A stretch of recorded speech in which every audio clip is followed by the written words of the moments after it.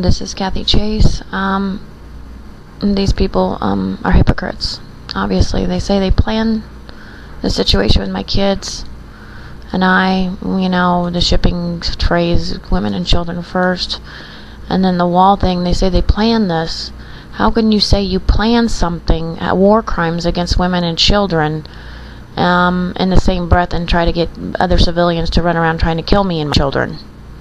How can you do that? How can you commit war crimes, crimes of putting foreign technologies into our bodies and saying you planned it? It's just like the past 27 years, I've had this RFID in my foot. I've been in the hospital several times since then, and nobody ever made the attempt to try to get it out of my body. All they've done is put more things in my body. They sabotaged my life with a frickin' pacemaker. During my C-sections, I was awake, but during my abdominoplasty, I was totally out and asleep, in which you could have taken it out of my foot then. It was like, 2005, 2006, I had the abdominoplasty. You could have taken it out then, and then explained later why I had a scar on my foot, Instead, you were preoccupied with murder. You've proven yourselves guilty of that, and then you went and repeated the certain scenarios with my children, maliciously putting things to their body, maliciously attacking them. And I really want the federal government or the military to step in, get my children and me, and you people admit in the media that you planned this. Lincoln Journal-Star and all this other stuff, you've admitted that you planned war crimes against women and children. How can you do that? You've got some sort of issue with women.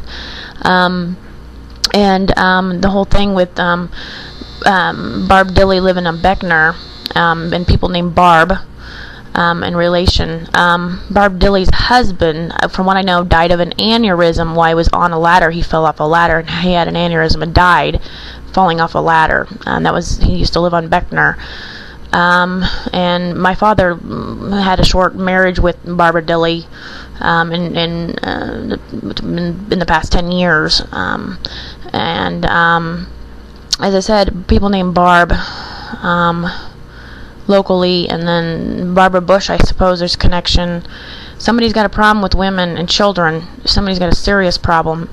And obviously trying to use our lives maliciously, and then there's more coming as far as documentation, but these people are seriously mentally ill.